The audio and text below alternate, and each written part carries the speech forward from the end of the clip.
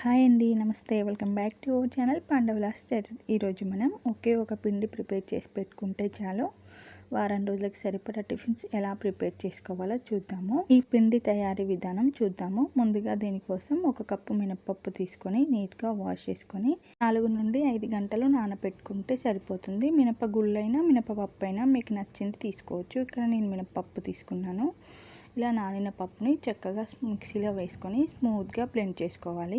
మీరు గ్రైండర్ ఉంటే గ్రైండర్లో అయినా వేసుకోవచ్చు. చూడండి, ఇలా స్మూత్గా బ్లెండ్ చేసుకున్న పిండిని పక్కన పెట్టేసుకొని ఇప్పుడు మనం 3 కప్పుల జొన్న పిండి తీసుకోవాలి.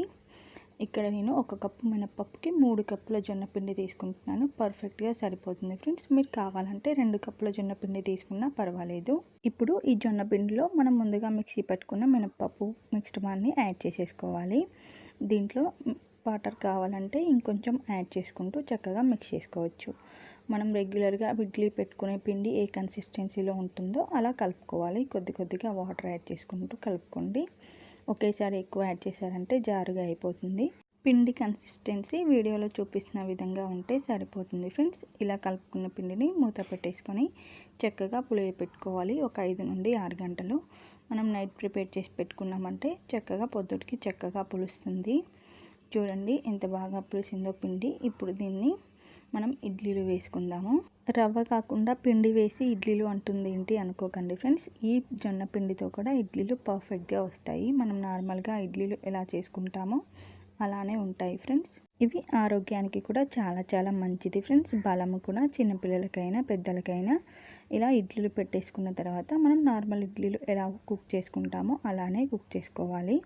ఒక 8 నుండి 10 నిమిషాల వరకు గ్యాస్ని మీడియం ఫ్లేమ్లో పెట్టుకొని కుక్ చేసుకుంటే మనకి ఇడ్లీలు పర్ఫెక్ట్గా రెడీ అయిపోతాయి. చూడండి ఎంత సాఫ్ట్గా వచ్చాయో.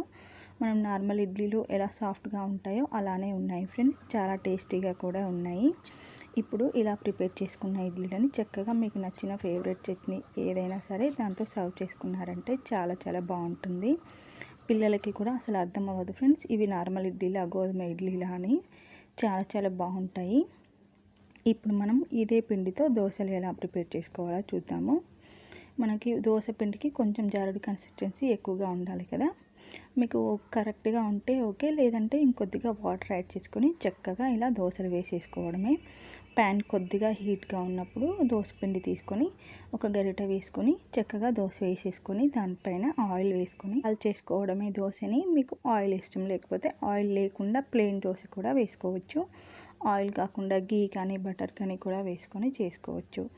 ఇంతే ఫ్రెండ్స్. ఈ దోశలు చూడటానికి బ్రౌన్ కలర్లో మాడిపోయినట్టుగా కనిపిస్తున్నాయి కదా, కానీ చాలా చాలా బాగుంటాయి. టేస్ట్ ఏం మాడలేదు ఫ్రెండ్స్. ఆల్రెడీ జొన్నపిండి కొంచెం బ్రౌన్ కలర్లో ఉంటుంది కాబట్టి ఇలా మాడినట్టుగా కనిపిస్తున్నాయి. ఇప్పుడు నేను అదే పిండితో 3వ రోజు కూడా టిఫిన్ చేశాను. ఊతప్పం చేశాను ఫ్రెండ్స్. సేమ్ పిండితో ఊతప్పం వేశాను.